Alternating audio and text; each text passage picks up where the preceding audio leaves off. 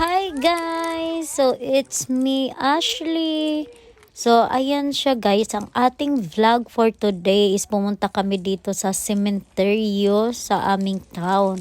So ayan guys, ang linis-linis talaga ng sementeryo dito sa Sweden guys. Ito nga ang kinabiliban ng lahat kasi malinis yung lugar dito guys, lalo na yung cementerio guys, super hindi ka matatakot sa mga stereo guys kasi tignan nyo naman oh, 'di ba ang ganda ng background ko guys, hindi mo akalain na cementerio yan sir guys, pero super guys, cementerio talaga yan siya guys, ang sarap tirahan 'di ba, pero ano pala guys, yung cementerio dito guys, malapit lang yan sa mga bahay-bahay guys, na lang yung may mga nakatira sa gilid-gilid, at saka yung ano din, sementeryo dito guys, nasa ano, yung church, nasa gitna ng sementeryo.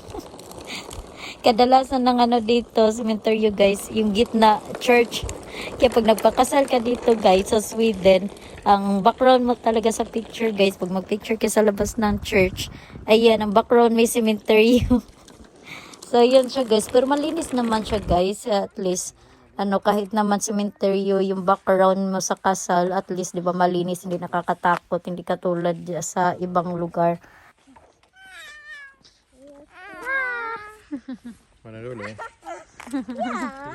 So iya, nakakita nga si Michael at saka si Olivia guys na ano, vandalism, yan siya, may mga sulat-sulat siya guys. Akala ko naman sa Pilipinas lang yung mga ganyan, pero meron din pala dito guys. Meron talaga no, hindi na ano ba, hindi marunong sumunod sa mga ano rules, ganyan. Pero ang ganda din naman kasi nitong ano, vandalism. Ang ganda ng picture-picture. Ayan si Olivia, ano ko nga, smile ko, pinaposing ko, pinicturean ko siya dyan. So yun siya guys. Tapos ayun, naglakad-lakad lang kami dyan, guys. Tapos summer pala yan siya na time na yan guys. Tapos si Olivia babike. So yan, ano lang kami dyan, nag-ikot-ikot lang kami dyan sa sementeryo. At saka, ayun nga siya, may mga ano nga siya, mga duck. Ang sarap nitong lutuin guys, diba? Ano, prituhin, adobohin. Sino nakatikim na ng ganyan, yung duck? Nakatikim ako isang beses dito guys, yung duck na ano, fried duck. Ayan siya, nakatikim ako dyan sa, ano, dito sa Malmo, sa aming lugar. Ano, malayo-layo din yung Malmo dito guys. Doon ako nakatikim, Asian food.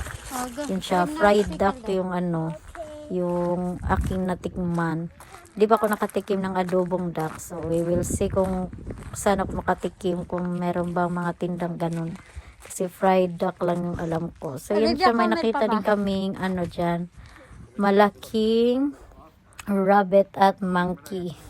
Siya, ang ganda ng ano dito, ulik. Kasi ang linis din, super linis. Ang ganda nga ng mga places dito sa Sweden guys. Kasi ano, kakahanga-hanga talaga yung kalinisan nila dito. So yun lang for today's video guys. Thank you. Yeah.